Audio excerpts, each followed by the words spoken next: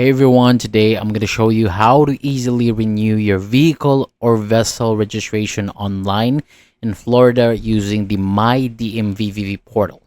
So first, log in with your personal details and make sure that your vehicle or vessel has a valid insurance.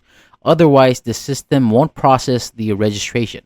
If there are any issues on your account, you will need to reach out to the FLHSMV office or call customer service at 850-617-2000.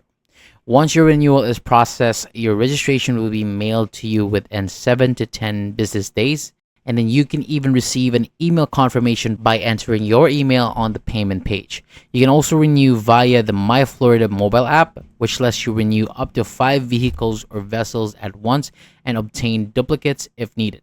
Just enter your license plate, VIN, or HIN and make the payment via credit card or checking account. And then you'll get a digital receipt until your registration arrives. So, thank you so much for watching. That is it for today. For more videos like this, hit the subscribe button and I'll see you on the next one.